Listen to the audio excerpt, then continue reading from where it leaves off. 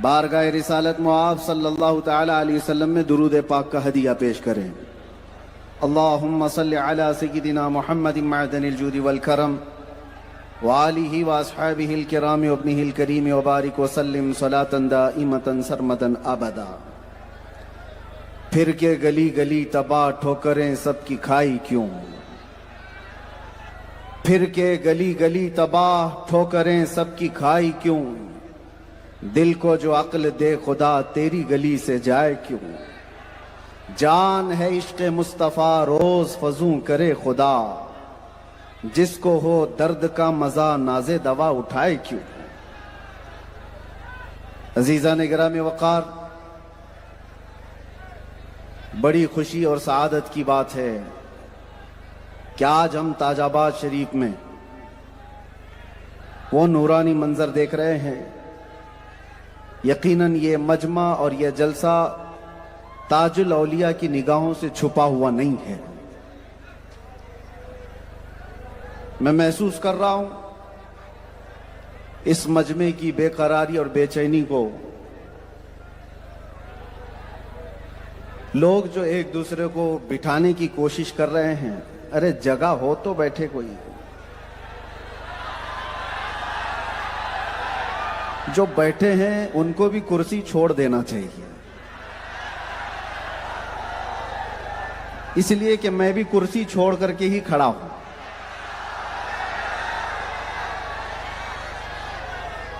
اب آپ سنیں،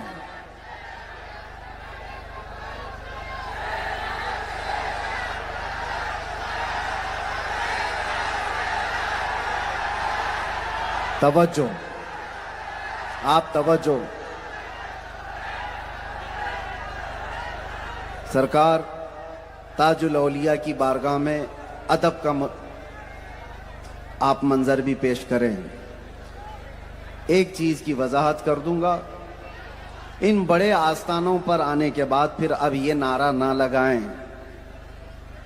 کہ شیر آیا شیر آیا۔ ان شہنشاہوں کے دربار میں کوئی شیر نہیں ہوتا، یہاں ہم کتے بن کر کے آتے ہیں۔ ان آستانوں پر ہمارے نام کا نعرہ نہ لگایا جائے۔ جس دربار میں کوئی فیض لینے کے لیے آیا ہے اس کی واہ واہی نہیں ہو، بلکہ جس کے دربار میں وہ فیض لینے کے لیے آیا ہے اس کی بات کی جائے۔ عزیزان گرامی، اس عظیم تاج الاولیاء کے دربار میں ہم حاضر آئے ہیں۔ میں چند باتیں کہہ کر کے جلدی سے آپ حضرات کی بے چینی کو ختم کرتا ہوں، اس لیے کہ موبائل والے یہ اندر رکھ لیں، جن کو ریکارڈ کرنا ہے وہ آلریڈی اپنی ڈیوٹی پر ہیں۔ آپ اپنا موبائل بند کر لیں۔ بہت ساری چیزیں محسوس کر رہا تھا، اور کچھ لوگوں کے وہم و گمان میں بھی یہ تھا کہ ارے کس کو بلا رہے ہو، کہاں بلا رہے ہو۔ اکثر ٹرسٹی حضرات بھی اور مینجمنٹ بھی گھبرا جاتا ہے، ایک چھبی ایسی بنا دی گئی ہماری، وجہ کچھ نہیں ہے، یہ دیوانگی کی وجہ سے۔ اور ایک بات میں محسوس کرتا ہوں، جس کو تاج الاولیاء اپنے دربار میں بلا لیں دنیا کی کوئی طاقت اسے روک نہیں سکتی۔ جس کو وہ اپنے آستانے میں اذن حضوری کا دے دیں وہ بلا روک ٹوک اندر آتا ہے۔ عزیزان گرامی، سرکار تاج الاولیاء رحمت اللہ تعالی علیہ اللہ تعالیٰ کے ان ولیوں میں سے ہیں جنہوں نے اسلام کا وہ ایک عظیم چہرہ لوگوں کے سامنے رکھا۔ اپنی کرامات کے ذریعے سے انہوں نے حضور پاک صلی اللہ علیہ وسلم کے معجزات کو لوگوں کے سامنے بتایا کہ 1400 سال بعد آنے والے رسول اللہ کی نسل کا ایک تاج الدین جو کہہ دیتا ہے وہ ہو جاتا ہے، تو رسول کی زبان کا حال کیا ہوگا۔ انہوں نے اپنی کرامات سے رسول اللہ صلی اللہ علیہ وسلم کے ناموس کی حفاظت کی ہے۔ لوگ یہ سمجھتے ہیں ناموس رسالت کی حفاظت صرف نعروں سے ہوتی ہے، ناموں سے رسالت کی حفاظت پوری زندگی لگانی پڑتی ہے. پوری زندگی کے شب و روز اپنے ہر عمل سے حضور کے عزت کی حفاظت کرنی ہوتی ہے. سرکار تاج الدین رحمت اللہ تعالی علیہ ناگپور شریف میں اتنے پرانے نہیں ہیں کہ جن کو بھولا جا چکا ہو، بلکہ دو چند پیڑھیاں گزری ہوں گی جو ان کو دیکھے ہوئے لوگ موجود ہیں. 1925 میں آپ کا وصال ہوا، آپ کا انتقال ہوا. کچھ اللہ والے ایسے ہوتے ہیں جن کے بارے میں بخاری شریف میں بھی حضور اکرم صلی اللہ علیہ وسلم نے فرمایا لو اقسموا علی اللہ لابرہ، اگر وہ اللہ کو قسم دے دیں کہ یہ ہونا ہے مولا تو اللہ ان کی قسم کو پوری کرتا ہے. کچھ بندے وہ ہیں، وہ لاڈلے ہوتے ہیں، وہ اللہ تعالیٰ کی محبت میں اپنے آپ کو فنا کر چکے ہوتے ہیں. گفتہ وہ گفتہ خدا بوت گرچہ از حلقو میں عبداللہ بوت. فارسی میں کہا جاتا ہے بندہ اللہ تعالیٰ کی یاد میں اپنے آپ کو کبھی اتنا فنا کر دیتا ہے کہ زبان اس کی ہوتی ہے، کلمہ اللہ کا ہوتا ہے، ہاتھ اس کا ہوتا ہے، پکڑ اللہ کی ہوتی ہے. اسی لیے میرے عزیزو، ان اولیاء کے آستانوں سے دشمنی کرنا چھوڑ دیں. کچھ وہ فرقے بھی ہیں جنہوں نے جا جا کر کے رپٹ لکھوائی ہمارے بارے میں. میں جانتا ہوں، مسلمانوں کی بات کر رہا ہوں. اولیاء کرام کے متعلق دلوں میں نفرت پالتے ہیں، دشمنی پالتے ہیں ان مزارات کے خلاف، اور سنیوں کی ایک بڑی جماعت کو قبر کے پوجنے والے کہہ کر کے ان کو مشرک اور بدعتی کہہ کر کے ایک سائیڈ کرتے ہیں. عقل کا استعمال کرو. نبیوں کے بعد اس امت کا رہبر کون ہے؟ انسانیت کا، مخلوق کا رہبر کون ہے؟ رسول اللہ صلی اللہ تعالی علیہ وسلم کے وصال کے بعد قیامت تک کون اس امت کی رہبری کرے گا؟ وہ اللہ کے ولی ہیں جو ہر زمانے میں آتے ہیں اور رسول اللہ کے اخلاق دکھا کر کے اس امت کی رہبری کیا کرتے ہیں. اور کچھ اولیاء کرامات سے، کچھ اولیاء اپنے علم سے، اپنے تقوی سے، اپنی زبان سے اس امت کی رہبری قیامت تک ہوتی رہے گی. آج سرکار تاج الدین رحمت اللہ تعالی علیہ کے آستانے پر آنے کے بعد ایک چیز میں بھی محسوس کرتا ہوں اور آپ بھی محسوس کرتے ہوں گے. آپ بھی دل پر ہاتھ رکھ کر کے سمجھ جانا، بے شک آپ بھی محسوس کرتے ہوں گے. اس آستانے پر آنے کے بعد ہر طرح کا خوف دل سے نکل جاتا ہے. ڈر نہیں ہوتا. خوف نہ رکھ رضا ذرا، تو ہے عبد مصطفیٰ، تیرے لیے امان ہے، تیرے لیے امان ہے. اسی لیے قرآن کی میں نے آیت پڑھی الا ان اولیاء اللہ لا خوف علیہم ولا هم يحزنون. آگاہ ہو جاؤ، اللہ کے جو دوست ہیں، اللہ کے جو ولی ہوتے ہیں، نہ انہیں دنیا میں کسی بات کا خوف ہوتا ہے، نہ آخرت میں کسی بات کا رنج ہوتا ہے، کسی بات کا غم نہیں ہوتا. دنیا میں جو بے خوف ہو کر کے جیت کر چلے گئے، ان کے آستانے پر جو آتا ہے اسے بھی بے خوف کر دیا جاتا ہے. ڈرو مت کسی سے. تاج الدین بابا رحمت اللہ تعالی علیہ کی زندگی کو پڑھو. اکثر سنیوں کا حال یہ ہے کہ مزارات پر غلاف، چادر، گاگر اور پھولوں تک ہی رہ گئے. کبھی اٹھا کر کے ان کی سیرت بھی پڑھ لیا ہوتا تو ایمان تازہ ہو جاتا. کبھی ان کی تاریخ کو پڑھ لیتے تو بہت ساری اصلاح خود بخود ان کی تاریخ سے تمہیں مل جاتی. اپنے بھی اور غیر بھی. محبت کرنے والوں سے بھی کہتا ہوں، دشمنی کرنے والوں سے بھی کرتا ہوں. محبت بھی کرنا ہے تو پڑھ لکھ کر کے محبت کرو، دشمنی کرنا ہے تو بھی پڑھ لکھ کر کے کرو، تاکہ سمجھ میں آ جائے گا معیار. کبھی سورج کو دیکھا ہی نہیں اور سورج سے نفرت کرنے لگے آدمی، دشمنی کرنے لگ جائے تو بیوقوف نہیں ہے. ذرا باہر تو آ، اجالا کس کا ہے پتا تو چلے. کوئی گھر کے چار دیواری کے اندر بیٹھ کر کے کہتا ہے سورج ایسا ہے، سورج ویسا ہے، سورج ایسا ہے، سورج ویسا ہے، اسے پتہ ہی نہیں کہ دن بھر کا جو اجالا ہے وہ سورج ہی کی وجہ سے. ایسے شخص کو باہر آ کر کے سورج دیکھنا چاہیے. میرا اشارہ سمجھو. کسی کو تنقید بھی کرنا ہو تو اس کے بارے میں پڑھ لکھ لیا کرو. تاج الدین بابا رحمۃ اللہ تعالی علیہ کے اس آستانے کو پڑھو. زندگی کے ایک دو دن نہیں, ایک دو مہینہ بھی نہیں, ایک دو سال بھی نہیں. میں آپ کو اپنی بات بتاتا ہوں. جیل کے اندر جو قیدیوں کو سب سے زیادہ کسی بات کا ڈر ہوتا ہے, تکلیف ہوتی ہے, تو کس بات کی جانتے ہیں؟ کھانے پینے میں بھی سب چیزیں مل جاتی ہیں, ارے بہت کچھ بھی مل جاتا ہے, لیکن ہر جیل میں ایک یارڈ ہوتا ہے جہاں پر مانسک سنتولن جو کھو جاتے ہیں نا, جن کا دماغی توازن خراب ہو جاتا ہے, پاگل ہو جاتے ہیں, ان پاگلوں کو ایک یارڈ میں رکھا جاتا ہے.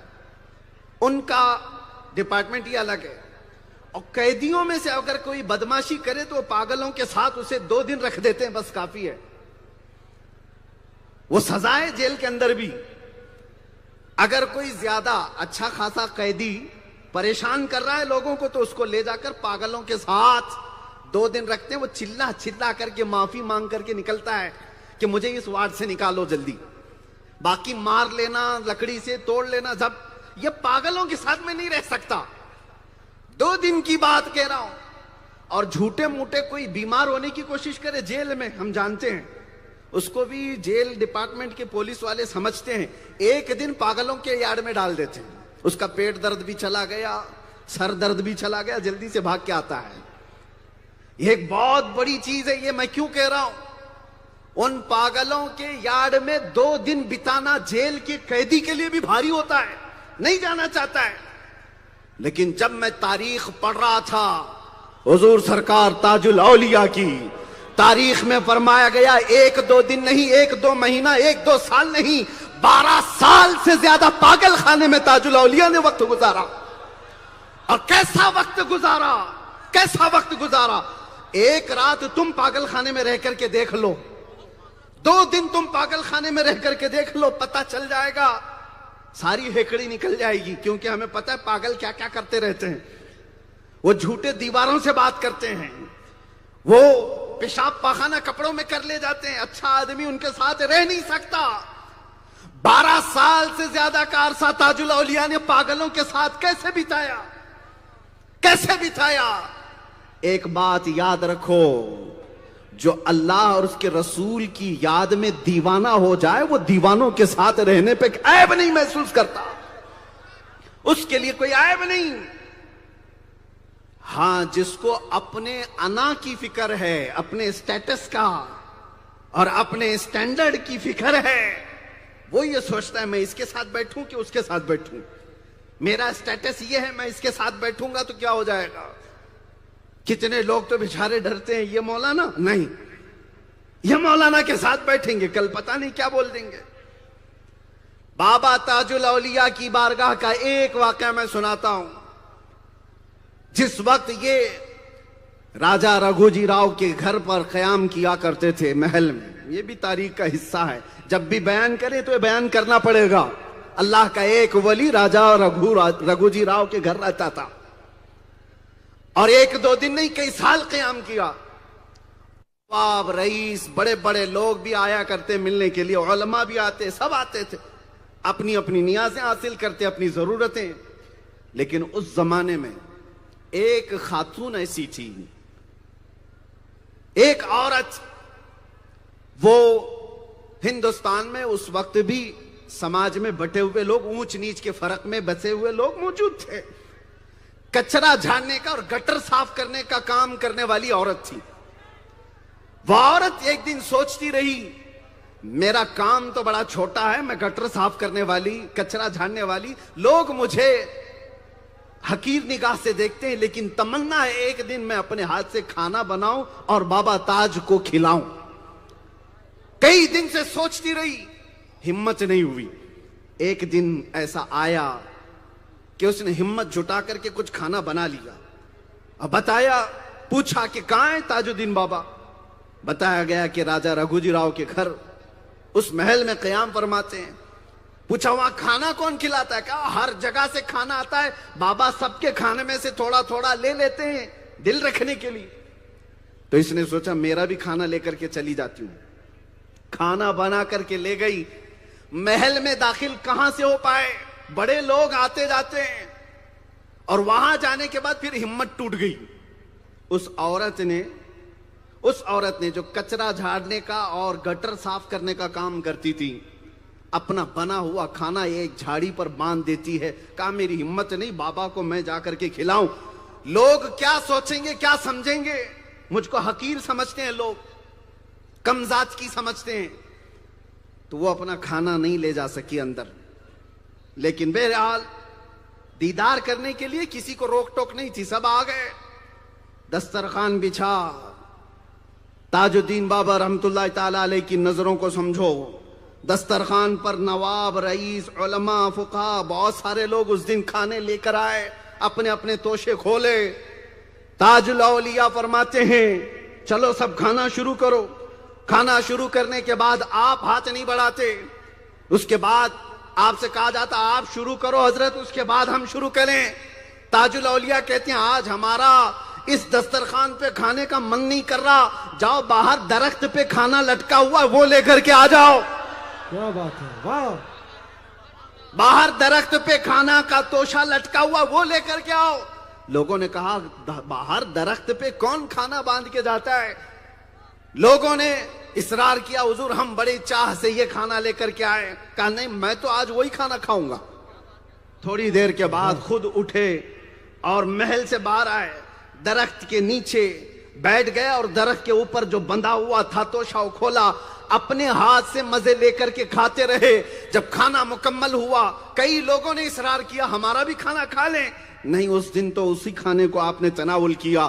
بعد میں پوچھا لوگوں نے کہ یہ کھانا تھا کس کا، یہ کہاں سے بندھا تھا؟ تو وہ خاتون آگے بڑھ گئی اور کہا اگر میں نہ بتاؤں تو شاید یہ راز راز ہی رہ جائے، میں گٹر کا کام کرنے والی، کچرا جھاڑنے والی عورت، دنیا مجھے کمتر سمجھتی ہے، حقیر سمجھتی ہے، لیکن چاہت تو میری بھی تھی کہ میں اپنے ہاتھ سے بابا کو کھانا کھلاؤں۔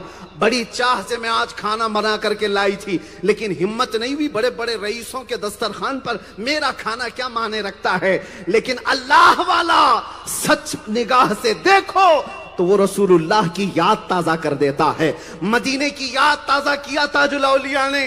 جانتے ہو یہ وہ سنت عظیمہ تھی، میرے آقا صلی اللہ علیہ وسلم مدینہ طیبہ میں صحابہ کے ساتھ بیٹھے ہوئے ہیں، اچانک ایک عورت آنے لگی، پاگل عورت تھی، ذہنی توازن کھویا ہوا تھا اور وہ بڑھتی آ رہی تھی۔ صحابہ نے اس کو روک دیا کیونکہ بڑبڑ کرتی تھی، بہت بولتی تھی، جس کے سامنے زبان کھل جائے اناپ شناپ جو بولنا ہے سب بول جاتی تھی۔ تو صحابہ اس کو روکنے لگے کہ رسول اللہ کے قریب آئے گی، پتہ نہیں کیا کیا بولے گی، لیکن میرے آقا نے فرمایا ہٹو اسے آنے دو۔ صحابہ نے کہا یا رسول اللہ پاگل عورت ہے، زبان کی لمبی ہے، کچھ بھی بولے جاتی ہے۔ میرے آقا نے کیا فرمایا جانتے ہو؟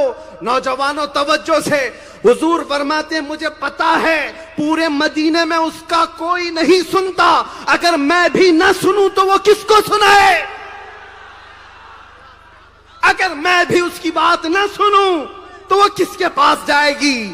پھر وہ خاتون کو راستہ چھوڑ دیا صحابہ نے، وہ آئی میرے آقا کے پاس، ایک بات کو 10 بار بولتی رہی، میرے آقا سنتے رہے، ہاں ہاں کرتے رہے، ایسے سنتے رہے کسی بڑے دانشور کی بات سنی جاتی ہے، اسے احساس تک ہونے نہیں دیا کہ وہ پاگل عورت ہے۔ میرے آقا کی عظیم سنت تھی جس کو 1400 سال بعد ناگپور کی سرزمین پر تاج الاولیاء نے زندہ کر کے دکھایا ہے۔ ناموس رسالت کی حفاظت اس کو کہا جاتا ہے۔ یہاں ذات اونچی ہے نیچی ہے اس کا فرق نہیں۔ اللہ نے، میرے نبی نے آخری خطبے میں حجۃ الوداع میں یہ فرمایا تھا کلکم من بنی آدم، کلکم من آدم وآدم من تراب، تم سب کے سب آدم سے پیدا کیے گئے ہو اور آدم کو مٹی سے بنایا گیا ہے۔ اسلام ہے جو ذات پات کے فرق کو مٹانے آیا ہے، کوئی اونچا کوئی نیچا۔ اسی لیے میرے عزیزوں مسجدوں میں جائیں تو صف کے اگل بغل ہم دیکھتے نہیں ہیں کہ کوئی گیرج والا کھڑا ہے کہ کوئی محل والا کھڑا ہے. اسلام نے ہمیں شانے سے شانہ ملا کر کھڑے ہونے کا حکم دیا. تم گھر میں سیٹ ہو گے, کروڑ پتی ہو گئے, اللہ کی بارگاہ میں سب انسان ایک برابر ہیں. یہ تاج الاولیاء نے درس دیا. اسی لیے ان کے آستانے پر آنے کے لیے کسی کو روک ٹوک آج بھی نہیں. ہندوستان کی یہ وہ درگاہ ہے جہاں پر سارے حاضر ہوتے ہیں, اور جن کے باہر جانے کے بعد پتہ نہیں نکسیر پھر پھوٹ جاتی ہے, لیکن تاج الاولیاء کے دربار میں آنے کے بعد ان کی عقیدت پھر سے بڑھ جاتی ہے. عزیزان گرامی, اس بات کو یاد رکھیں, اللہ کا ایک ولی رسول اللہ کی سنتوں کو زندہ کرنے آیا, ان کے معجزات کے کمالات کو اس زمانے میں دکھانے آیا ہے. ایک بات اور, بے خوف ہو کر کے جینا سکھایا جب انسان کے پاس بہت کچھ نہیں ہوتا. ایک منشی صاحب تھے, وہ اپنی ملازمت کے لیے یا بزنس کے لیے بڑے پریشان تھے, اور ایک دن سرکار تاج الاولیاء کے پاس آئے. بہت منت سماجت کی, ہر جگہ دھکے کھاتا ہوں, نہ بزنس ہوتا ہے نہ کچھ جاب لگتی, کچھ نہیں ہوتا. کہا ٹھیک ہے. ایک دن وہ کہیں بیٹھے ہوئے تھے, تاج الاولیاء گئے, کہا اٹھ جا. جو چادر بچھا کر کے رکھا تھا انہوں نے جس پر بیٹھے تھے, کہا چادر اٹھا. تو چادر اٹھائے تو وہاں سب سونے چاندی کے سکے بھرے ہوئے ہیں. جانتے ہو, منشی صاحب نے کہا اتنے پیسے, اتنی دولت یہاں چادر کے نیچے. تاج الاولیاء سے کہا حضرت اٹھاؤں سب؟ آپ نے کیا فرمایا, سب کے لیے یہاں کا پیغام ہے. تاج الاولیاء نے کہا نکو رے بابا, یہ دیکھنے کی چیز ہے, لینے کی چیز نہیں ہے.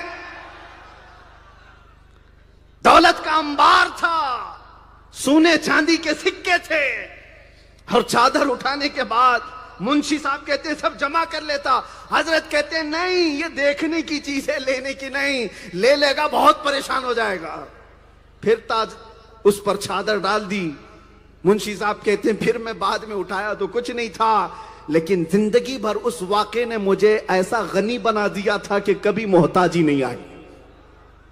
عزیزان گرامی وقار, ہماری زندگی کو انہوں نے کئی ایسے کرامات سے مہمیز دیا ہے, جو دنیا آج دولت دولت دولت کے پیچھے بھاگتی رہی اور سکون کچھ نہیں ہے. لیکن آج دیکھو, جس نے خود چاہ کر کے, ایسا نہیں ہے کہ زبردستی تاج الاولیاء کو پاگل خانے میں ڈال دیا گیا تھا. آپ نے 3 مہینے پہلے ہی کہا تھا کہ ہم کو لوگ کچھ کرنے نہیں دیتے, میں تو پاگل خانے میں چلا جاؤں گا. آپ نے خود فرمایا تھا, اور خود سے ایسی حرکت کی, آپ نے خود سے ایسا کام سرزد کیا اپنی طرف سے تاکہ لوگ اٹھا کر کے لے جائیں. اللہ والا چاہتا ہے. کچھ سلسلے کے ایسے مشائخ گزرے ہیں جو ایسے کام کرتے ہیں جس کو دیکھ کر کے لوگ تو دیوانہ سمجھے, اور دیوانے کو اسی میں فائدہ ہے, اسی میں فائدہ ہے. لیکن بات یہ ہے کہ پاگل خانے کے جو انچارج تھے, اس میں جو ڈاکٹر تھے, سرجن تھے, سبوں نے دیکھا ہے آپ کا دروازہ بند کر کے چلے جاتے. قیدیوں کو بند کرنا الگ ہے, پاگلوں کو بند کرنا الگ ہوتا ہے. وہاں پر تو ان کو گولیاں دینی ہے, ان کو سب کچھ سنبھالنا ہوتا ہے. تاج الاولیاء کو دروازہ بند کر کے آتے, اور لوگ کہتے ہیں کہ ہم نے تاج بابا کو کبھی تاج آباد میں دیکھا, کبھی کامٹی میں دیکھا. لوگ آ کر کے کہتے, اور وہ ڈاکٹر صاحب پاگل خانے کے پریشان رہتے, ہم تالا لگاتے ہیں اور لوگ کہتے ہیں ہم باہر دیکھ رہے ہیں. ایک بات میں آپ کو بتاتا ہوں, ایک صاحب ہے, وہ حج پر گئے ہوئے تھے. جبل عرفات میں ایک بزرگ کو دیکھا. وہ صاحب نے پوچھا آپ کا نام کیا ہے؟ تو بزرگ نے کہا ہم کو تاج الدین کہتے ہیں. کہاں رہتے ہیں آپ؟ کہا ناگپور میں رہتا ہوں, ہندوستان میں. پاگل خانے پر, ایک پاگل خانے کے پاس ایک جھوپڑی ہے میری, میں اس جھوپڑی میں رہتا ہوں. وہ حاجی کے دل میں بس اتنا جملہ اثر کیا. اللہ والے کو دیکھنے کے بعد بہت سارے لوگ اپنا دل دے بیٹھتے ہیں, جس کا دل پاک ہو. اب حج کرنے کے بعد وہ حاجی صاحب کہتے ہیں میرے دل کی تمنا تھی کہ میں گھر جانے کے بعد وطن واپس آنے کے بعد پہلے ناگپور جاؤں, میں دیکھوں وہ بزرگ رہتے کہاں ہیں, میں دیکھوں گا وہ بزرگ رہتے کہاں ہیں جو جبل عرفات میں 9 ذی الحجہ کو میرے ساتھ حج ادا کیے اور انہوں نے اپنا تعارف بھی کرایا.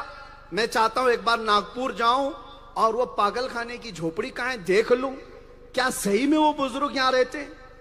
وہ حاجی صاحب حج کر کے واپس آئے, اپنے گاؤں نہیں گئے, ناگپور آئے.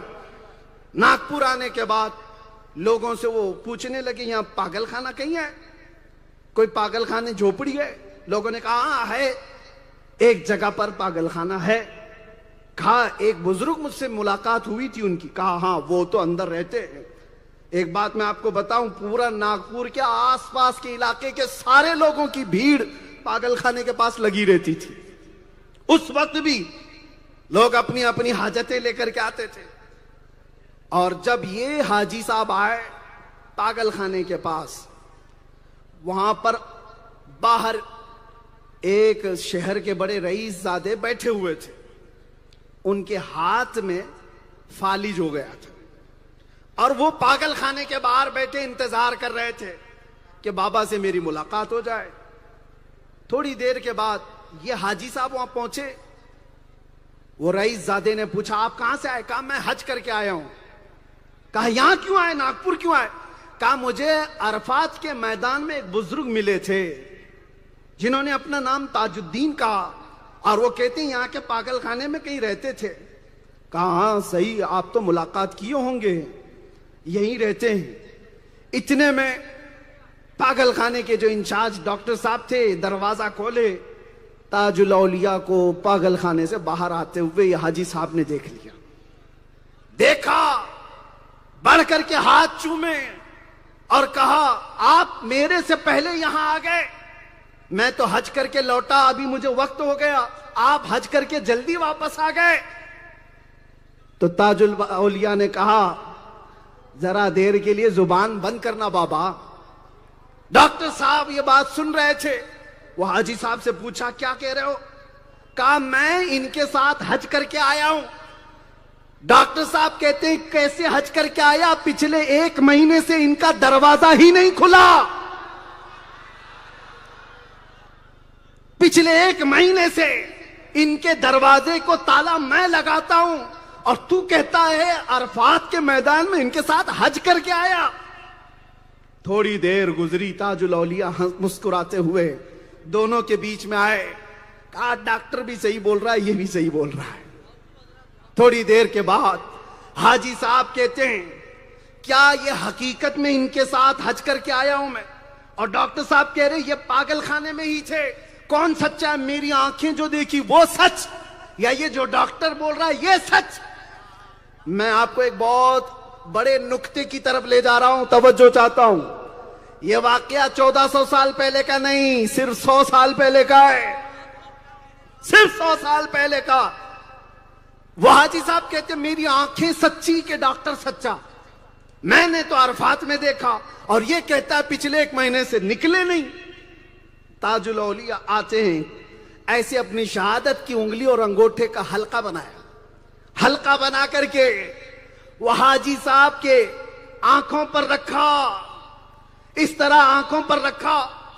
وہ حاجی صاحب دیکھ کر کے گھبرا گئے. اس حلقے کے اندر سے کیا دیکھا؟ وہ حاجی صاحب کہتے ہیں جس وقت میں تاج الاولیاء کے انگشت کے درمیان سے دیکھ رہا تھا, میں اس وقت نہ پاگل خانے میں تھا نہ ناگپور میں تھا. اس وقت میں جبل عرفات میں حاجیوں کے ساتھ محسوس کر رہا تھا. مناسک حج ادا ہو رہے ہیں, لبیک کی صدائیں گونج رہی ہیں, ہر طرف احرام ہی احرام نظر آ رہے ہیں. میں حلقے سے دیکھ ہی رہا تھا, پیچھے سے تاج الاولیاء نے ایک چماٹ لگایا, تماشا لگایا اور کہا کیا جی بابا ہم تمہارے ساتھ نہیں تھے؟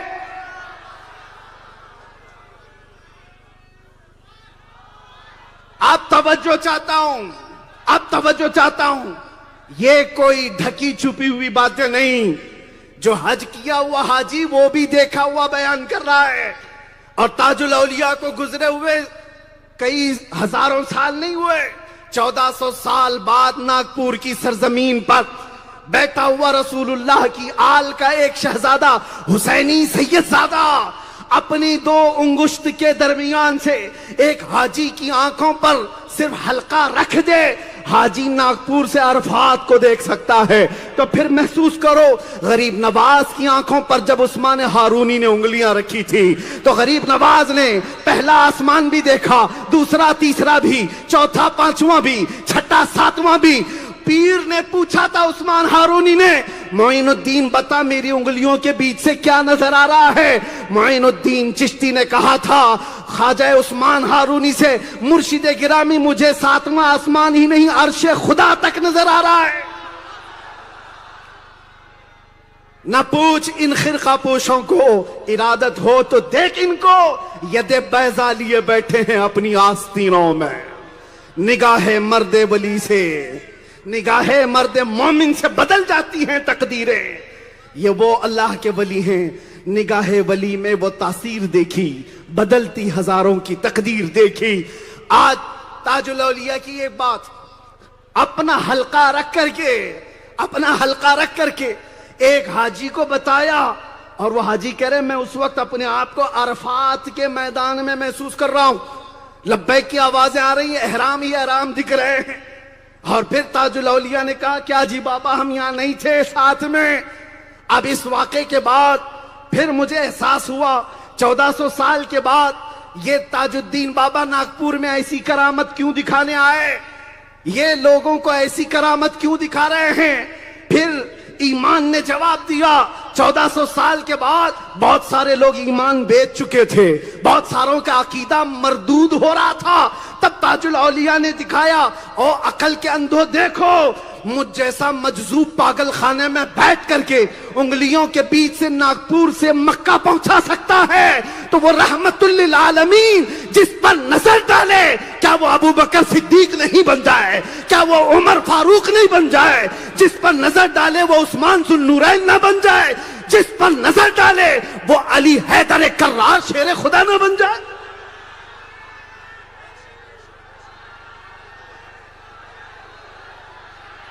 نگاہ کی بات ہے۔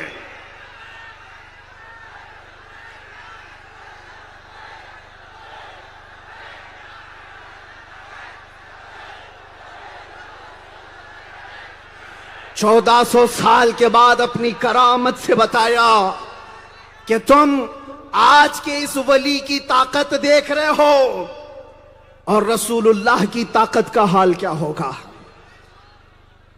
اللہ تعالیٰ نے ہر زمانے میں ایسے اولیاء کو بھیجا ہے جو اپنی کرامات سے امت کا عقیدہ سدھارتے رہے۔ تاج الاولیاء کی کرامات صرف کہانیاں نہیں ہیں جو سن کر کے چلے جائیں، عقیدے کو زندہ کرنے والی کرامات ہیں، عقیدے میں جان ڈالنے والی کرامات ہیں۔ ایک بار تاج باغ میں، اب سنیے، تاج باغ میں ایک صوفی صاحب ہیں، وہ کہتے ہیں کہ میں اپنی دکان کے سامنے، حلوائی کی دکان کے سامنے بیٹھا تھا، تاج بابا گزر رہے تھے، یکا گاڑی اس دن آئی تھی، بیل گاڑی، گھوڑا گاڑی، اس سے جا رہے تھے تو اچانک گاڑی کو بابا نے روک دیا اور کہا صوفی صاحب آؤ ہمارے ساتھ، ہم تم کو دوسری مٹھائی کھلاتے ہیں۔ صوفی صاحب کہتے ہیں میں حلوائی کی دکان چھوڑ کر جلدی سے گاڑی میں سوار ہوا، یہ عصر کے بعد کا وقت ہے، اور سننا توجہ سے، میں کہانیاں نہیں سناؤں گا، میں وہ سناؤں گا جس سے عظمت رسول کا اظہار، ناموس رسالت کسے کہتے ہیں۔ صوفی صاحب کہتے ہیں میں یکا گاڑی میں بیٹھ گیا اور تاج بابا گاڑی کو جو ہانکنے والا تھا اس سے کہتے ہیں ہانک اور تیزی سے چلا، عصر کے بعد کا وقت ہے۔ صوفی صاحب کہتے ہیں اچانک ہم ایک محلے میں آئے، میں تو ناگپور کا پیدا ہوا، ناگپور میں میری جوانی گزری، جس محلے میں آیا وہ محلہ ناگپور کا ہے ہی نہیں، یہ گاڑی اچانک کہاں آ گئی؟ تو دیکھا تاج بابا ایک جگہ رکے گاڑی میں اور مٹھائی کی دکانیں تھی، گورے چھٹے لوگ، اونچے چوڑے لوگ وہاں پر موجود ہیں۔ تاج بابا ان سے بات کر رہے ہیں. صوفی صاحب کہتے ہیں مجھے بات بھی نہیں سمجھ میں آ رہی, وہ پشتو زبان میں بات کر رہے ہیں. پشتو زبان افغانستان کی کندھار کی زبان ہے. کئی لوگوں سے ملاقات کیا, کندھاری لوگوں سے بات کیا, اس سے بات کیا, اس کی خیریت پوچھی, اس سے کیا, اس کی خیریت پوچھی, دکانیں دیکھا, اور اس کے بعد مٹھائی کھلائی. صوفی صاحب سے کہا جلدی چلو مغرب کی اذان کا وقت ہو رہا ہے. کندھار کے لوگوں سے ملاقات, اور واپس جب وہ یکا گاڑی پہنچی تو صوفی صاحب کہتے ہیں میں تاج باغ میں تھا, مغرب کی اذان ہو رہی تھی. تاج آباد شریف میں تھا, مغرب کی اذان ہو رہی تھی. میں نے لوگوں سے پوچھا کہ فلاں فلاں علاقہ کہاں ہوتا ہے, ایسے ایسے لوگ کہاں ہوتے ہیں. لوگ کہتے ہیں یہ تو افغانستان کے کندھار کی بات ہے, جہاں تم عصر سے مغرب کے بیچ میں جا کر کے بھی آ گئے. بعد میں جب پتا چلا تو صوفی صاحب تلاشتے ہوئے تحقیق بھی کیے کہ حقیقت میں گیا بھی تھا کہ نہیں. وہ سفر کر کے گئے بھی, علاقہ ڈھونڈا بھی, مٹھائی کی دکان بھی ملی, لوگ بھی ملے. کہا ایسا کیسے ہو سکتا ہے کہ میں ناگپور میں عصر سے لے کر مغرب کے بیچ میں اور نکلوں اور کندھار جا کر کے واپس آ جاؤں. واپس آئے تو صوفی صاحب بیٹھے ہوئے تھے. تاج الاولیاء کیا کہتے ہیں سنو. تاج الاولیاء کہتے ہیں لوگوں کو سمجھ میں نہیں آتا رسول اللہ معراج میں کیسے گئے, کیسے آئے. صوفی صاحب کہتے ہیں میں سوچتا تو تھا کہ رسول اللہ کی معراج کا واقعہ اتنا لمبا ہوتا ہے کہ جبرائیل آئے براق لے کر مکہ گئے, مکہ سے بیت المقدس, آسمانوں کا سفر, جنت دیکھا, دوزخ دیکھا, عرش, کرسی, لوح, قلم, خدا سے باتیں کی, واپس آئے, موسیٰ علیہ السلام سے ملاقات. ارے بیان کرنے میں اتنا وقت لگ جاتا ہے, اور رسول اللہ کا سفر 1 منٹ سے کم میں ہو گیا تھا. صوفی صاحب کہتے ہیں میں دل میں یہ بار بار سوچتا تھا اتنا لمبا سفر کیسے ہو سکتا ہے. ایسا نہیں کہ انکار کرتا تھا, دماغ میں خیال آتا تھا کہ کیسے ہوا ہوگا رسول اللہ کا سفر. روز یہ سوچتا تھا, اور عصر کے دن بیٹھا تھا, تاج الاولیاء آئے, اٹھائے, یکا گاڑی میں بٹھایا, اور عصر سے مغرب تک کندھار افغانستان کی سیر کرا کر واپس لے آئے, اور بتایا 1400 سال بعد رسول اللہ کا ایک بیٹا عصر سے مغرب کے بیچ کندھار جا کے آ سکتا ہے تو یہ جس کے خون کا اثر ہے اس سید عالم کے سفر کا حال کیا ہوگا.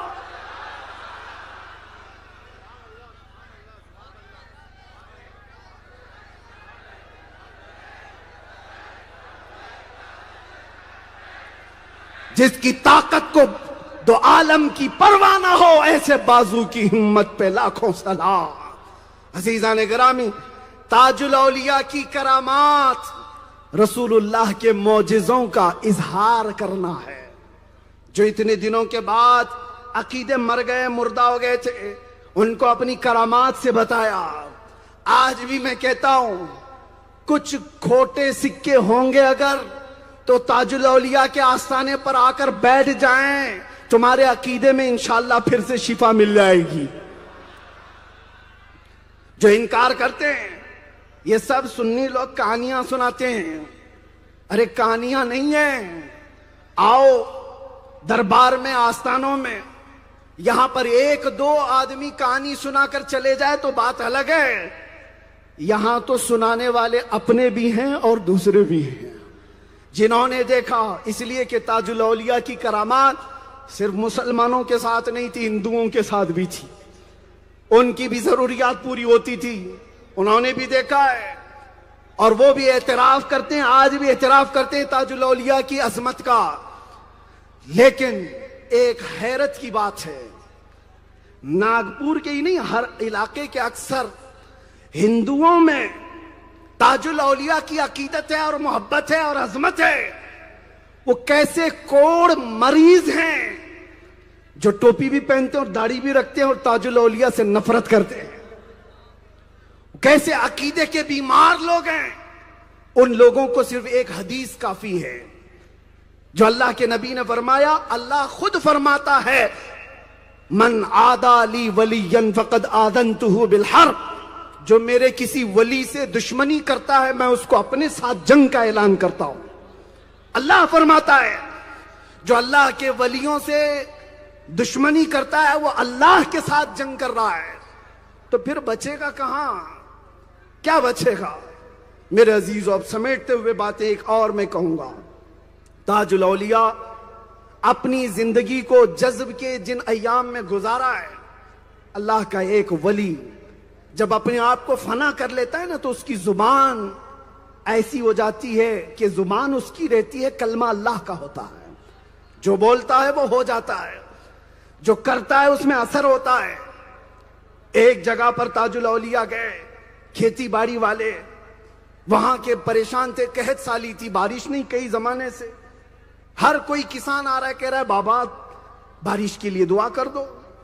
آپ بیٹھے، دیوانہ اکثر ایسے کام کرتا ہے جو عقلوں میں آتے نہیں. تاج الاولیاء کہتے ہیں لکڑیاں جمع کرو، آگ لگاؤ.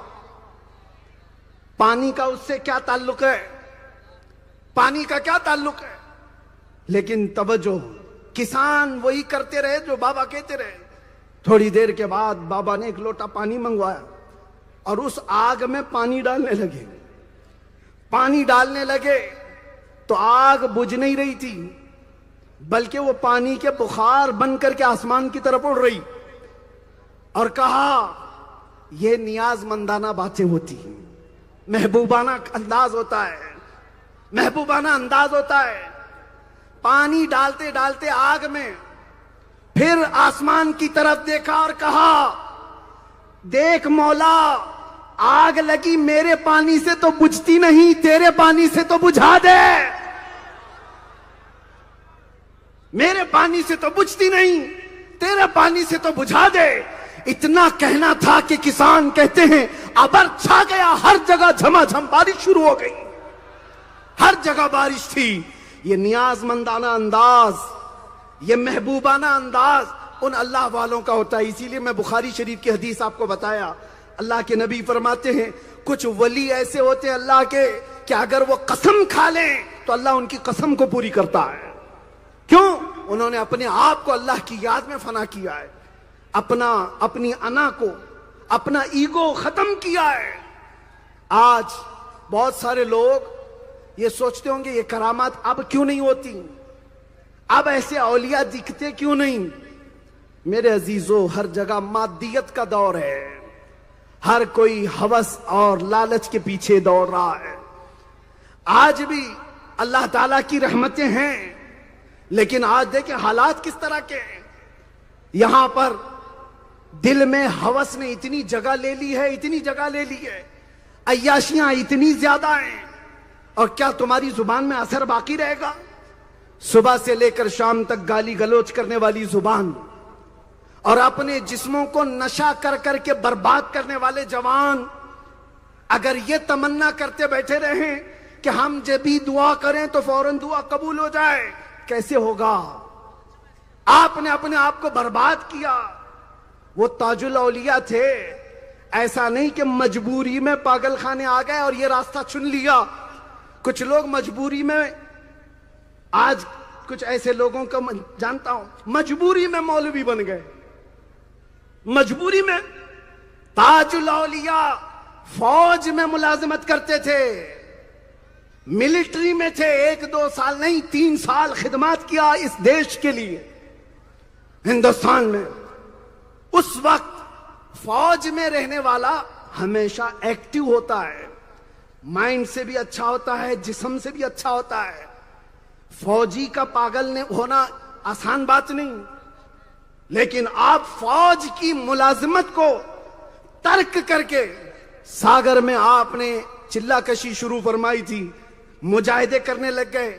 آپ کے گھر والے سمجھانے آ گئے تھے، پھر بھی آپ اس راستے پر چلتے رہے. ایک وقت ایسا آیا کہ لوگ اچھے اچھے کپڑے لا کر کے دیتے مگر زندگی بھر ایک تہبند پر اور ایک جبے پر آپ گزارا کرتے رہے. ایک تہبند اور ایک جبہ، جس نے دنیا سب چھوڑ دیا ہے تو کیا اس کی زبان میں اثر نہیں ہوگا؟ آپ کو میں ایک مثال سے سمجھاتا ہوں. آج کچھ لوگوں کو ماڈرن خیالات کے کہتے ہیں ان کے باتوں میں اتنا اثر کیسے ہو سکتا ہے؟ بارش ہو جائے، اولاد ہو جائے اور مال مل جائے، ایسا کیسے ہوتا ہے؟ سنو، موسیٰ علیہ السلام کے زمانے کی ایک عورت تھی، بچے نہیں تھے اس کے، وہ دعا کرانے کے لیے گئی تھی اور موسیٰ علیہ السلام نے دیکھا لوح محفوظ میں بچے لکھے ہوئے نہیں ہیں. کہا جا صبر کر لے، تیری قسمت میں بچے نہیں ہیں. وہ جا رہی تھی، راستے میں ایک درویش بیٹھا ہوا تھا، ایک مرد کلندر درخت کے نیچے. پوچھا روتی بیوی کہاں جا رہی ہے؟ کہا بچے نہیں ہیں، مایوس ہوں اور گئی تھی میں دعا کروانے کے لیے. انہوں نے لوح محفوظ دیکھا، لوح محفوظ میں بھی 3 قسم کی تقدیریں لکھی ہیں. تقدیر مبرم ہے، شبہ مبرم ہے اور تقدیر معلق ہے. میں تقدیر معلق کی بات کر رہا ہوں. اس عورت کی تقدیر میں بچے لکھے ہوئے نہیں تھے. موسیٰ علیہ السلام نے کہا صبر کر لے جا. وہ عورت کہتی ہے درویش سے، بابا میرے بچے نہیں ہیں، میں اپنی قسمت پہ رو رہی ہوں. بابا نے کہا ٹھیک ہے جا، گھر میں جا، آج رات کو سجدہ کر، خوب رو، اللہ دینے والا ہے. گئی عورت، روئی، دعا کرتی رہی. چند مہینوں کے بعد پتا چلا اس کو حمل ہو گیا اور گھر میں 9 مہینے کے بعد ہنستا خوشحال ایک بیٹا پیدا ہوا. بچے کی پرورش ہوئی. تھوڑے دنوں کے بعد دوسرا حمل ہوا، دوسرا بیٹا، پھر تیسرا بیٹا، پھر چوتھا بیٹا، پھر 5واں بیٹا. لائن لگی ہے. وہ عورت کے 7 بیٹے ہو گئے. عرصہ گزر گیا، 13-14 سال گزر گئے.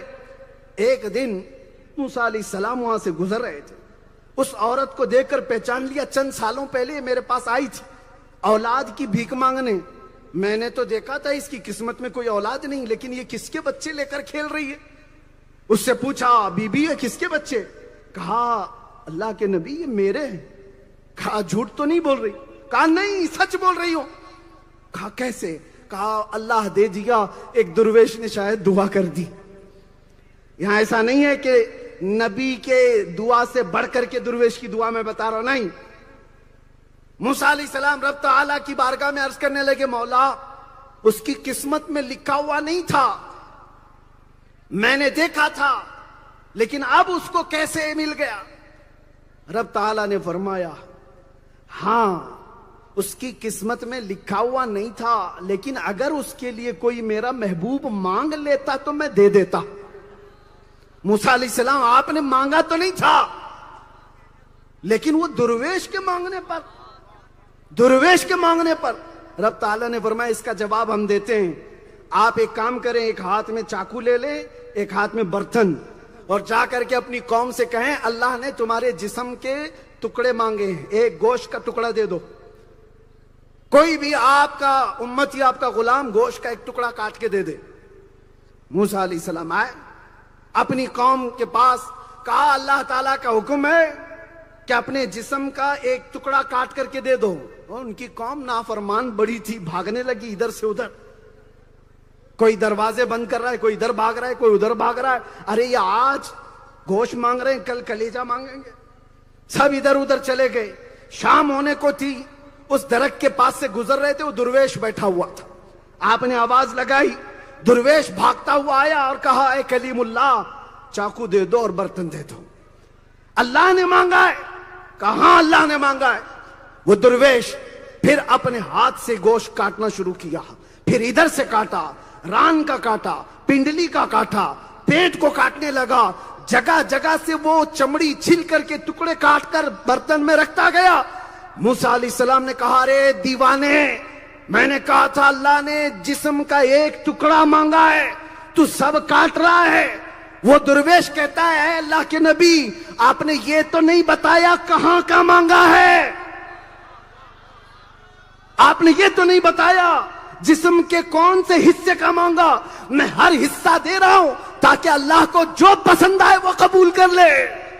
اس درویش نے اپنے جسم کو چھلنی چھلنی کر دیا، خون خون کر دیا. تب اللہ کی طرف سے آواز آئی اے موسیٰ جو میری محبت میں اپنے جسم کا ٹکڑا ٹکڑا کر دیتا ہو، کیا میں اس کی ایک بات پر کسی عورت کو 7 بچے نہیں دے سکتا؟ من کان للہ کان اللہ لہ، حدیث میں ہے جو اللہ کا ہو جاتا ہے اللہ اس کا ہو جاتا ہے۔ تم بن کے تو دیکھو، اپنے آپ کو وقف کرو اللہ کی بارگاہ میں، پھر ساری خدائی تمہاری ہے، ساری کائنات تمہاری ہے۔ آج ایک چھوٹی سی مثال میں بتاتا ہوں، نوجوانوں، تمہاری یہ بھیڑ، تمہاری یہ بے قراری، میں دیکھتا ہوں یہ یہاں ہی نہیں، ہر جلسے میں یہ حال ہے، ہر پروگرام میں تو یہ بھیڑ بھاڑ اور افراتفری سے بچنے کے لیے جلسوں میں جانا کم کر دیا۔ لیکن ایک چیز میں آپ کو بتاتا ہوں، وجہ کیا ہے؟ تم سے میرا رشتہ کون سا ہے؟ تمہارا سے میرا تعلق کون سا ہے؟ دیکھتے ہی لبیک کے نعرے لگاتے ہو اور پلکوں پر بٹھانے کی بات کرتے ہو، کس وجہ سے؟ دنیا ہزار روکتی ہے لیکن یہ سیلاب رکتا نہیں۔ میں بتاتا ہوں وجہ صرف یہ ہے، ایک بار صرف مصطفیٰ کے قدموں کی عزت کی بات کیا کر دی، مولا نے اٹھا کر کے ہر ایک کی آنکھوں میں بٹھا دیا۔ توجہ، ہر ایک کی آنکھوں میں بٹھا دیا۔ مجھ جیسا نکما آدمی اگر مصطفیٰ کی بات کرے تو وہ ہر ایک کے سر کا تاج بن سکتا ہے، اور جو زندگی اپنی فنا کر دے پھر وہ وقت کا اعلیٰ حضرت بن جاتا ہے۔ اور اسی لیے میں کہتا ہوں، اپنی خواہشات کو جب قربان کر دیتا ہے بندہ، اپنی مرضی سے نہیں جیتا، ان کی مرضی سے جیتا ہے، تو پھر وہ قبر میں بھی جاتا ہے تو ایسے لاکھوں پر بیٹھ کر حکومت کرتا ہے۔ دیکھو آج حکومت کس کی ہے، یہاں پر حکومت کس کی ہے؟ 100 سال گزر گئے، اس تاج الاولیاء کی حکومت صرف اور صرف تخت پر نہیں، ہر ایک کے دل پر جمی ہوئی۔ یہ حکومتیں صدیوں تک جاری رہتی ہیں، صدیوں تک رہتی ہیں۔ وجہ کیا ہے؟ انہوں نے بٹورا نہیں ہے، مال نہیں جمع کیا، جیبوں پر نظر نہیں رکھی، لوگوں کو کاٹنے مارنے توڑنے کے لیے اپنی زندگیاں صرف نہیں کی، اللہ والے ہو گئے، اللہ نے کائنات ان کی بنا دی۔ اور ایک بات، لوگ کہتے ہیں نا وقت کسی کے لیے رکتا نہیں، توجہ چاہتا ہوں اے نوجوانوں، وقت کسی کے لیے رکتا نہیں، تھمتا نہیں ہے، لیکن جو اللہ کا ہو جاتا ہے ہر وقت اس کا ہو جاتا ہے۔ کل بھی وقت ان کا تھا، آج بھی وقت ان کا ہے۔ ہم جیسے ہزاروں آئیں گے چلے جائیں گے، وقت ان کا رہے گا۔ ہماری زندگیاں چلی جائیں گی، وقت ان کا ہمیشہ جوان رہے گا۔ 14 صدیاں گزر گئی، حسین اعظم کا تذکرہ ٹھنڈا نہیں ہوا۔ وجہ کیا ہے؟ حسین ہر وقت کا حسین ہے، ہر زمانے کا حسین ہے۔ اسی طرح تاج الاولیاء نے اپنی زندگی قربان کی ہے اللہ کی یاد میں، اپنی خواہشات کو ترک کیا ہے۔ چند خواہشات ہی تم چھوڑ دو، پھر دیکھو یہ آج دنیا جو تمہیں انگلیوں پر نچا رہی ہے، تم ہر جگہ شکایت کرتے ہو کہ ہمیں ایسا مارا جا رہا ہے، توڑا جا رہا ہے، فلاں کیا جا رہا ہے۔ تمہیں مارنے اور توڑنے کی ضرورت ہی نہیں ہے کسی کو، اور رسول اللہ کی یہ امت ہے جس کو کوئی توڑ نہیں سکتا سوائے ان کے آپس کے غداروں میں۔ ہمیں بڑی طاقتوں کی ضرورت نہیں توڑنے کے لیے، مجھے خود پتا ہے۔ یہ ٹرسٹی حضرات اور یہ پیارے خان صاحب کی کوششیں تھی، محنتیں تھی جو یہاں کھڑا ہوں، ورنہ ایسے ممبر رسول پر مجھ جیسے بندے کو آنے کے لیے بھی کوئی نان مسلم روکنے کے لیے عرضی نہیں دیتا، ٹوپی داڑھی والے جا کر کے دیتے۔ مجھے نہیں پتا ان کا عقیدہ کیا ہے، مجھے نہیں پتا ان کا ایمان کیا ہے۔ میں جس وقت بیٹھا ہوا تھا پولیس ڈپارٹمنٹ کے ساتھ، انہوں نے کوئی اس طرح مجھے ٹچ تک نہیں کیا، نہ ہی بے عزتی سے بات کیا، کبھی نہیں۔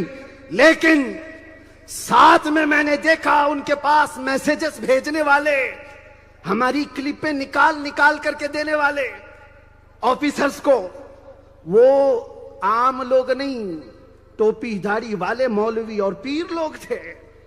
میں نام ابھی نہیں لوں گا، قیامت کے دن انشاءاللہ یہ سب کھلے گا، سب کھلے گا۔ میں دیکھوں گا جو اس طرح کی منافقت کرتے رہے، اپنے گریبان میں جھانک کر کے دیکھنا، انشاءاللہ قیامت کا منظر ہوگا، ہم کس کے ساتھ کھڑے ہوں گے اور تم کس کے ساتھ ہوگے۔ ہم نے صرف اپنے نبی کی بات کی ہے، ہم نے صرف رسول اللہ کی محبت کی بات کی ہے، اور جن لوگوں نے اس طرح کی ہماری امیج بنانے کے لیے ایڑی چوٹی کا زور لگایا، تمہارا عقیدہ مجھے نہیں پتا کیا ہے، حضور کو کیا جواب دو گے؟ کیا یہ وہی منظر نہیں ہے؟ ایک میدان ہے کربلا کا، نماز ادھر بھی پڑھ رہے ہیں، نماز ادھر بھی پڑھ رہے ہیں، اللہ اکبر کہہ رہے ہیں اور تلوار لے کر نبی کے نواسے کو کاٹ رہے ہیں۔ کون سا عقیدہ تھا ان کا؟ کون سا ایمان تھا؟ اسی لیے میں آپ سے بھی کہتا ہوں، آپ دوسری طاقتوں سے گھبرائے ڈرے ہوئے مت بیٹھو، کچھ نہیں ہوگا۔ آپس میں جو منافقت ہے، جو غداریاں ہیں، جو جماعت کے اندر فتین ہیں، نفاق پھیلانے والے، ان سے ہی جماعت کو اور امت کو سب سے بڑا نقصان ہے، سب سے بڑا نقصان ہے۔ ایک دوسرے کی ٹانگ کھینچنا، ایک دوسرے کو گرانا، اس کی رپورٹ اس کے پاس، اس کی رپورٹ اس کے پاس، یہ تمام حرکتوں سے قوم ذلیل ہوتی جا رہی ہے۔ نوجوانوں، تاج الاولیاء کے آستانے پر آنے کے بعد ایک بات سمجھ لو، اللہ تعالیٰ کے یہ بندے ہیں اور سب کا مقصد اس دھرتی پر ایک ہی ہے، سب کا مقصد ایک ہے، اس اللہ کو راضی کر کے جانا۔ باقی تم کسی کو بھی گرانے کی کوشش کرو، نہیں ہوگا۔ اللہ جب تک نہ چاہے کچھ نہیں ہوگا، تم ذلیل ہو جاؤ گے، اللہ جس کو چاہے عزتوں سے نوازتا چلا جائے گا۔ اور چند باتیں، اس آستانے پر آنے کے بعد نوجوانوں کا ایک بہت بڑا سیلاب میں دیکھ رہا ہوں، ہر علاقے میں، ہر شہر میں۔ سب سے زیادہ بدنام کس بات پر ہے؟ ہم سے کہتے ہیں کئی پولیس والے بھی، مولانا صاحب آپ کی قوم سب سے زیادہ نشہ کرتی ہے، آپ کی قوم نشہ بیچنے میں پکڑی جاتی ہے۔ ہم نے جیل میں بھی دیکھا، ڈرگز کے کاروبار میں کتنے آئے، کروڑوں کی تجارت کرنے والے۔ اور یہ وہ امت کی بات میں کر رہا ہوں، اس امت کی بات کر رہا ہوں۔ رسول اللہ نے تو یہ فرمایا، تمہارے تلووں میں کانٹا بھی چبھے تو اس کا درد مجھے ہوتا ہے۔ اور اس رسول کی امت اپنے آپ کو تباہ کر رہی ہے اور پوری امت کو تباہ کر رہی ہے۔ میرے سامنے رمضان کا پہلا دن تھا، رمضان کا پہلا دن تھا، 22 سال کا لڑکا جیل میں بھی موجود تھا، گیا ایک دن کے لیے، کوکین کا نشہ کرتے کرتے رمضان کی افطاری سے پہلے نشے کے حالت میں مر گیا، نشہ کے حالت میں مر گیا۔ دنیا اللہ کی بارگاہ میں جانے کے لیے تمنا کرتی ہے رمضان میں موت ہو جائے، لیکن اس انداز سے اگر جائے تو فرمایا گیا جیسے مرا ہے قیامت کے دن اسی طرح اٹھایا بھی جائے گا، اسی طرح اٹھایا جائے گا۔ میں نوجوانوں سے کہتا ہوں، تمہاری زبان اللہ کے ذکر کے لیے ہے، نشہ کے لیے نہیں ہے۔ تمہارے ہاتھ تاش کے پتے اور شراب کی بوتلوں کے لیے نہیں ہے، تمہارے ہاتھ تو اللہ کا کلام اٹھانے کے لیے۔ زبانوں میں تمہارے نعروں میں اثر کیوں نہیں ہو رہا ہے؟ ورنہ میں ایسا آدمی ہوں، لوگ ہمیشہ پریشان رہتے ہیں، ارے بہت ہی بھیانک بیان کرے گا۔ ارے میاں، میں تو پلاسٹک کے بلیڈ کی بھی بات نہیں کرتا، میں تو پلاسٹک کے چاقو کی بھی بات نہیں کرتا، میں بات کرتا ہوں ایک دولت اور ایک طاقت کی، کہ تمہیں چاقو، چھری، بندوق، گولی کچھ بھی رکھنے کی ضرورت نہیں۔ ایک بار تمہارا سینہ عشق رسول سے بھر جائے، پھر دیکھنا تمہارے چلتے پھرتے کتنے کیڑوں کی یوں ہی موت ہو جائے۔ عشق رسول اپنے دل میں بساؤ۔ عشق رسول جب کسی کے سینے میں بس جاتا ہے، وہ دنیا کو کھینچ لیتا ہے اپنی محبت میں۔ دنیا تم سے نفرت نہیں کرے گی، نفرت کرتی ہے تو کس وجہ سے؟ تم کو نشے کے اڈے میں دیکھا، لڑکیوں کے ساتھ غلط حرکتوں میں اگر دیکھا، چوری چکاری میں دیکھا، ٹوپی پہنانے اور دھوکہ دھڑی میں دیکھا، تو دنیا نفرت کرتی ہے۔ اور پھر یہ سوچتی ہے 1400 سال بعد کہ آج کی دوسری قوم وہ میرے نبی کو دیکھی ہوئی نہیں ہے، لیکن اگر وہ ہمارے نبی کو دیکھنا چاہتی ہے تو تمہارے چہرے سے پہچاننا چاہتی ہے۔ کہ محمد الرسول اللہ کیسے تھے، ان کو اگر معلوم کرنا ہے تو تمہارے اخلاق سے وہ دیکھے گی. اگر تمہارے اخلاق برے ہوئے تو اللہ نہ کرے تم کو دیکھ کر کے یہ نبی کے بارے میں بدگمانی نہ کر لیں کہ رسول کے غلام ایسے ہیں تو رسول کیسے ہیں. میرے عزیزو، اللہ کا واسطہ دے کر کہتا ہوں، نبی کی محبت اگر رائی کے دانے کے برابر بھی سینے میں موجود ہے، اٹھو آج اخلاق رسول کو زندہ کرو. تمہارے چہرے سنتوں سے بس جائیں، تمہارے جسم کی اور اخلاق کی خوشبو بتائے کہ یہ ادھر ادھر کی گلی نکڑ کا آدمی نہیں، یہ مدینے کے تاجدار کا غلام ہے. تمہارے اخلاق بتائیں، تمہارے اعمال بتائیں. تاج الاولیاء کا مشن یہی ہے. ناچ گانے کا مشن نہیں تھا تاج الاولیاء کا، بھنگڑا لگانے کا مشن نہیں تھا تاج الاولیاء کا. تاج الاولیاء کا مشن تھا فنا فی اللہ. اپنے نفس کو مار دو، اپنے ہوس کو ختم کر دو. آج بھی تاج الاولیاء کے ٹرسٹی شاید اس روایت کو زندہ رکھے ہوں گے.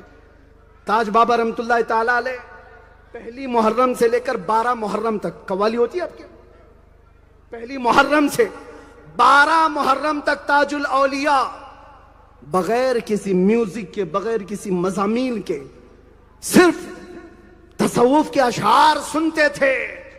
پہلی محرم سے 12 محرم تک کہا کوئی آواز نہ کرے، اس لیے کہ گھر کے اندر برتن اور کھٹوری گرتی ہے نا، اس آواز سے بھی شیطان کو خوشی ہوتی ہے. چھن چھن کی آوازوں سے شیطان کو خوشی ہوتی ہے. اور جو لوگ بڑے بڑے ڈی جے میں ناچتے ہیں، کتنے تو دل کے مریضوں کو ویسے ہی موت کے گھاٹ اتارتے ہیں لوگ. کون کس گھر میں بیمار ہے کچھ نہیں دیکھا جاتا. اے نوجوانوں، عشق رسول جس کے سینے میں، مجھے اتنی لمبی چوڑی باتیں کرنے کی ضرورت ہی نہیں ہے. میں نے اپنی تقریر کا کل خلاصہ، میری تقریر کا پورا ماحصل جو سنایا ہے وہ ایک شعر میں ہے جو مجدد بریلی نے کہا ہے، پھر کے گلی گلی تباہ ٹھوکریں سب کی کھائی کیوں، ارے دل کو جو عقل دے خدا تیری گلی سے جائے. دیوانے بن جاؤ ایک بار، دیوانے بن جاؤ ایک بار. اور اس کے بعد اس مرض میں اتنا مزہ ہے، اتنا مزہ ہے کہ دنیا کا ہر طبیب دوا کر کر کے تھک جائے گا. جان ہے عشق مصطفیٰ روز فزوں کرے خدا، جس کو ہو درد کا مزہ ناز دوا اٹھائے کیوں، جس کو ہو درد کا مزہ ناز دوا اٹھائے کیوں. میرے آخری چند جملے ہیں. میں کئی جگہوں پر یہ بات کر کے بھی آیا اور آج سے بھی کرتا ہوں. زندگی تھوڑے دنوں کی ہے، کچھ ایسا کر جاؤ کہ زمین پر تمہارا نام باقی رہے، ورنہ قبرستان میں جا کر کے دیکھو لوگوں کے قبروں کی تختیاں بھی بجھ گئیں، پتہ بھی نہیں کہ قبر میں کون لوگ ہیں اور کتنے لوگ ہیں. لیکن کچھ قبریں ایسی ہیں جو اندر جانے کے بعد بھی اپنا نام بھی زندہ رکھتی ہیں اور اپنا کلام بھی زندہ رکھتی ہیں. قبرستان کے سارے لوگ زندہ نہیں رکھے، لیکن کچھ قبریں ایسی ہیں جانے کے بعد بھی وہ چھاپ چھوڑ کر کے گئے. وہ کیا چھاپ تھی؟ 700 نہیں 800 سال گزر گئے، غریب نواز کی حکومت آج بھی سینوں پر جاری ہے. اب محبوب الہی آج بھی زندہ مجمع میں ہے، بختیار کاکی آج بھی زندہ مجمع میں ہے، صابر کلیری کا ذکر آج بھی زندہ موجود ہے، مخدومان کے چھوچاؤ مارہرا کا ذکر آج بھی موجود ہے، اور شاہ بریلی امام احمد رضا ہر مجمع کی جان ہے.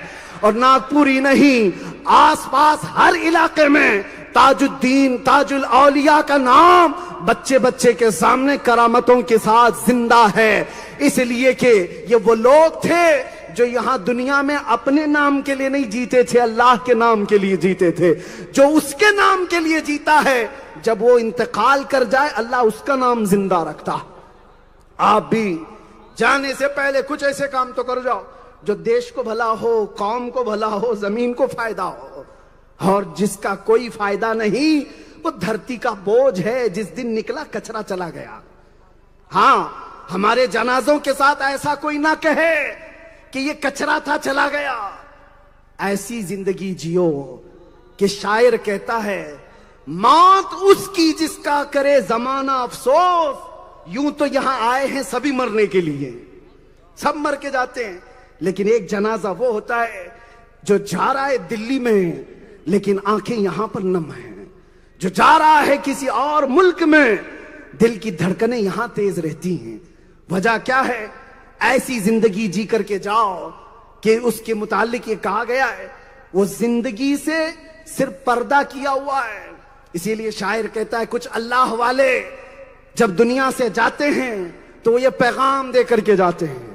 اور مجھے میرے رب سے یقین ہے, میرے نبی سے یقین ہے, ان کی رحمت سے یقین ہے. مجھے آج روکنے والے ہزار روکیں لیکن لبیک یا رسول اللہ کو روکا نہیں جا سکے گا. یہ قائم رہے گا اور ہم مر بھی جائیں تو یہ نشانی باقی رہے گی. کیوں؟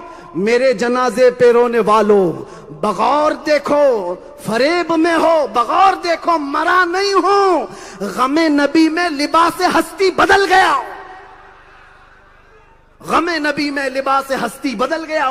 جہاں میں اہل ایمان مثل خورشید جیتے ہیں, ادھر ڈوبے ادھر نکلے, ادھر ڈوبے ادھر نکلے. اللہ والوں کی یہ مثال ہے. دیش میں آج جو پیغام مجھے یہاں سے دینا تھا, یہ بہت بڑا ذمہ دار اسٹیج ہے. یہاں ہر جگہ سے لوگ ہیں, ہر طرح کے لوگ ہیں, ہر قسم کے لوگ ہیں.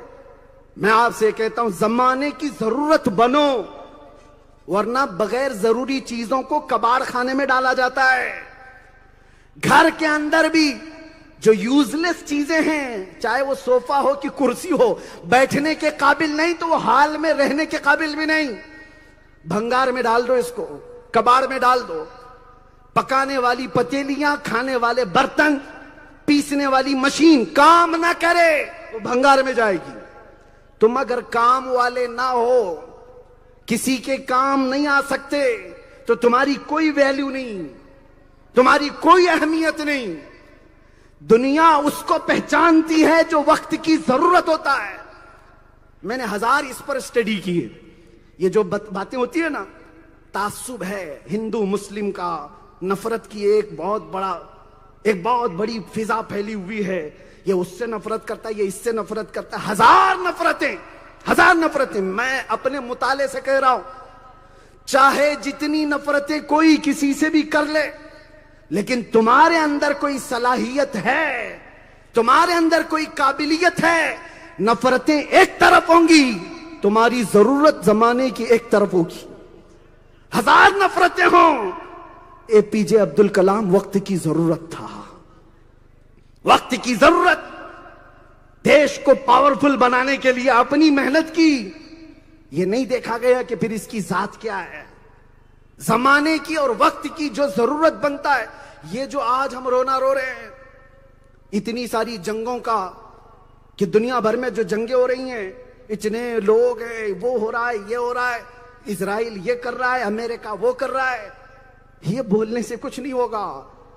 پاور, ٹیکنالوجی, علم ان کے پاس ہے. انہوں نے لوہا منوایا, ٹیکنالوجی میں طاقت حاصل کی, وہ زمانے کی ضرورت بن گئے. تم ہزار یہاں بیٹھ کر کوسو, موبائل تو استعمال ان کا ہی کر رہے ہو, کمپیوٹر استعمال ان کا ہی کر رہے ہو, سارا اینڈرائڈ ٹیکنالوجی یوز کر رہے ہو. محتاج بنا دیتا ہے علم لوگوں کو. اسی لیے میں کہتا ہوں جاہل لوگوں کی کوئی عزت نہیں ہوتی. آئے چلے گئے کوئی یاد بھی نہیں رکھتا, لیکن اس کے پاس علم ہے, ٹیکنالوجی ہے, تو وہ ہر زمانے کی ضرورت بن جاتا ہے, وہ ہر زمانے کی ضرورت بن جاتا ہے. تاج الاولیاء کے آستانے سے میں امت مسلمہ کو یہ درس دینا چاہوں گا, اپنی صلاحیتیں بیدار کرو. تم صرف کھانے پینے اور سونے کے لیے نہیں آئے ہو, تمہاری نمائندگی ڈپارٹمنٹ میں بھی ہونی چاہیے, تمہاری نمائندگی ہر شعبے کے اندر ہونی چاہیے. سسٹم کا حصہ بنو, علم میں کمال حاصل کرو, پھر دیکھو کتنے لوگ نفرت کرتے ہیں. نفرت ہماری جہالت کی وجہ سے ہو رہی ہے, نفرت ہمارے اعمال کی وجہ سے ہو رہی ہے. اور جو بیجا نفرت کرتا ہے وہ الٹے منہ گر جاتا ہے. لیکن اگر تمہارے پاس صلاحیت ہے اور علم ہے, ٹیکنالوجی ہے, تو ایسوں سے دشمنی کر کے وہ خود برباد ہوگا. جاہلوں سے تو سب نفرت کرتے ہیں. اس لیے میرے مصطفیٰ کا مشن ہے جاہل نہ بنو, جاہل نہ بنو. پورے نوجوانوں سے 10ویں پاس, 12ویں پاس, اس کے بعد کیا کر رہا ہے, کیا کر رہا ہے؟ نکڑ پہ کھڑا ہوا ہے, سگریٹ پھونک رہا ہے, گٹکا کھا رہا ہے. یہی تمہاری لاسٹ تمہارا ایم یہی ہے, یہی ٹارگٹ ہے, یہی مقصد ہے. ایک وقت وہ تھا پوری دنیا کو سائنس ہمارے علماء نے عطا کیا ہے. الجبرا کس کا ایجاد کیا ہوا ہے؟ جابر بن حیان کا. میڈیکل سائنس میں جاؤ, فخر الدین رازی کا نام آج بھی زندہ ہے. کیلیفورنیا یونیورسٹی میں سرجری پر لکھی جانے والی سب سے پہلی کتاب بو علی سینا کی ہے. علماء اسلام نے کتنے علوم دیے. عباس بن فرناس جس نے سب سے پہلے اڑنا سکھایا, اسی کے فارمولے پر بعد میں ایروپلین بنائے گئے. وہ لوگ ٹیکنالوجی کے ماہر تھے, کیمسٹری میں, فزکس میں, جغرافی میں. علماء اسلام نے بہت بڑا کردار اپنایا. لیکن ایک بات اور بھی میں بتا دوں, یہ ہم کہہ کر کے رہیں گے ہمارے علماء وہ تھے, ہمارے علماء یہ تھے, تو اثر نہیں ہوگا. دنیا یہ پوچھے گی تو کیا ہے. تیرے باپ داداؤں کی مت کہے, تیری بتا تو کیا ہے. اس لیے کہ دنیا پریزنٹ کو ایکسپٹ کرتی ہے, پاسٹ کو نہیں. پاسٹ کو سنا کر موٹیویٹ کیا جا سکتا ہے, فخر کر سکتے ہیں, لیکن اثر نہیں ہوتا. اثر پریزنٹ کا ہوگا. جیسے اپنے باپ دادا کی تاریخ بیان کر رہے ہو ویسے بن کر کے دکھاؤ, تو پھر ہر جلوہ تمہارا ہے, ہر زمین تمہاری ہے. اسی لیے میرے عزیزو, تاج الاولیاء کے آستانے پر آنے والی یہ بھیڑ یہاں سے خالی ہاتھ نہ جائے. اب جینا ہے تو ہمیں کسی ایرے غیرے نتھو کھیرے کو دیکھنے کی ضرورت بھی نہیں, تمہیں الگ الگ کلاسز لینے کی ضرورت نہیں. دنیا بھر کی ساری کلاسز کا ایجوکیشن تاجدار مدینہ نے اپنی زندگی میں عطا کیا ہے. تمہیں بیٹھنا سکھایا ہے کہ نہیں, تمہیں چلنا سکھایا ہے کہ نہیں, تمہیں ملنا سکھایا ہے کہ نہیں, تمہیں بولنا سکھایا ہے کہ نہیں, تمہیں لوگوں سے بات کرنے کے انداز سکھایا کہ نہیں. کھانے کے آداب میرے مصطفیٰ نے بتائے, سونے کے آداب میرے مصطفیٰ نے بتائے, شادی کے آداب میرے مصطفیٰ نے بتائے, بچوں کو پالنے کے آداب میرے مصطفیٰ نے بتائے, بوڑھوں کا احترام میرے آقا نے بتایا, یتیموں کے حقوق میرے آقا نے بتایا, پڑوسیوں کا سلوک میرے آقا نے بتایا. ارے حکومت کرنے کے انداز بھی میرے مصطفیٰ نے سکھائے ہیں, وزیروں کے احوال بھی سکھائے, معاملات بھی سکھائے, حتیٰ کہ پیشاب سے پاکی حاصل کرنے کو بھی میرے مصطفیٰ نے سکھایا. کوئی ایسا مسئلہ نہیں ماں کے پیٹ سے نکل کر قبر کی گود میں جانے تک ہر مسئلہ آمینہ کے لال نے ہمیں بتایا ہے. پڑھنا ہو تو ایک نظر میں پڑھ لو. اسی لیے میری گفتگو کا خلاصہ یہ ہے, تمہاری بیماری کا علاج ایک ہی ہے, تمہارے زوال کا علاج ایک ہی ہے, تمہارے گرنے سے اٹھنے کا ایک ہی ذریعہ ہے کہ محمد سے وفا تو نے تو ہم تیرے ہیں. یہ جہاں چیز ہے کیا, لوح و قلم تیرے ہیں. ارے سیاست ہے کیا چیز, لوح و قلم تیرے ہیں. حکومت ہے کیا چیز, لوح و قلم تیرے ہیں. زمین ہے کیا چیز, لوح و قلم تیرے ہیں. ٹکڑے ہے کیا چیز, لوح و قلم تیرے ہیں. روٹی ہے کیا چیز, لوح و قلم تیرے ہیں. لباس ہے کیا چیز ہے, شرط یہ ہے کہ محمد سے وفا تو نے تو ہم تیرے ہیں. یہ جہاں چیز ہے کیا, لوح و قلم تیرے ہیں. مجھ جیسے ادنا کو دیکھ لو, مجھ جیسے نکمے کو دیکھ لو, صلاحیت اتنی نہیں, لیکن بارگاہ مصطفیٰ سے میں عشق کرتا ہوں اور حد درجے عشق کرتا ہوں. ان قدموں کی دھول میں بیٹھنا اپنی زندگی کو فخر میں معراج سمجھتا ہوں, بلکہ اس گلی کا کتا کہلانا میں اپنے لیے فخر محسوس کرتا ہوں. اس نسبت کے بعد ہم نے اپنی عزت دیکھی ہے. جب تک بکے نہ تھے تو کوئی پوچھتا نہ تھا, یا رسول اللہ تم نے خرید کر ہمیں انمول کر دیا. لبیک یا رسول اللہ, لبیک یا رسول اللہ, لبیک یا رسول اللہ. حضور تاج الاولیاء, حضور تاج الاولیاء, حضور تاج الاولیاء, شہر ناگپور. وآخر دعوانا الحمدللہ رب العالمین.